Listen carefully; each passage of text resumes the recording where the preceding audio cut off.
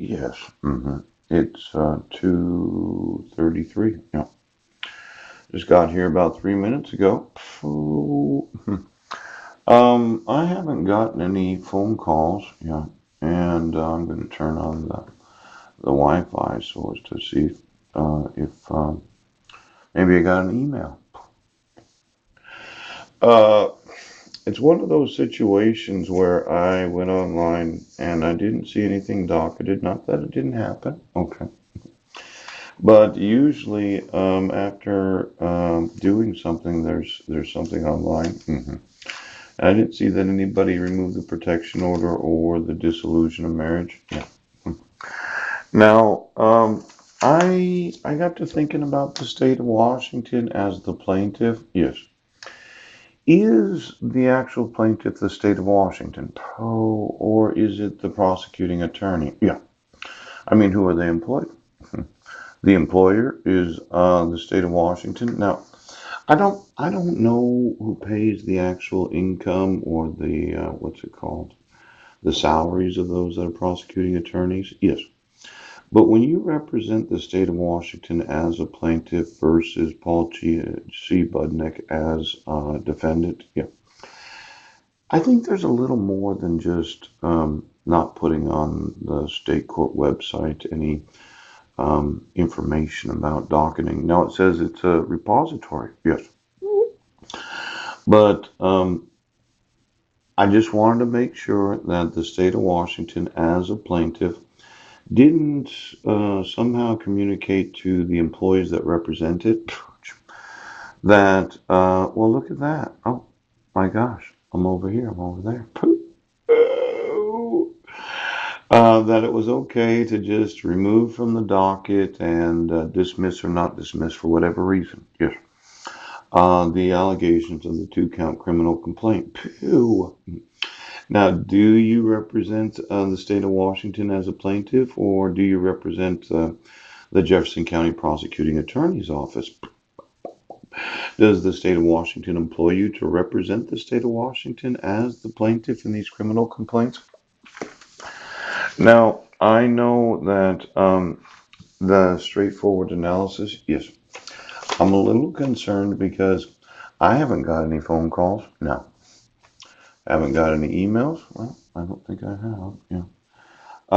I haven't received any sort of information about where my personal belongings are, or can I go back to sleeping where I was sleeping, or is somebody in the sheriff's office going to recognize myself as a victim? Oh, now I know those victims funds that you don't want to spend on me and my family, but I had kind of went through the various victim funds in each and every state, and since I'm thinking I'm going to be the plaintiff in a large number of criminal lawsuits involving felonies and misdemeanors,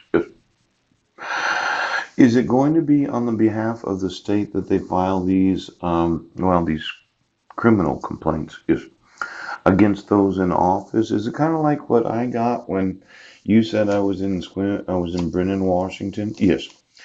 And I'm like, I wasn't there. In fact, I was sitting in front of the Masonic Temple, the same place I was sitting last night.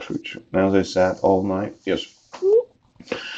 Now, I'm just wanting to know the state of Washington. Yes.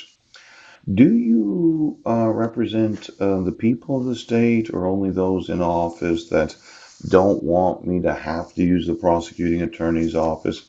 I mean, it's kind of this, well, it's perplexing. Yeah, it's complex. It's like a relationship. Yes, it is. Let's say I'm a resident of the state of Washington.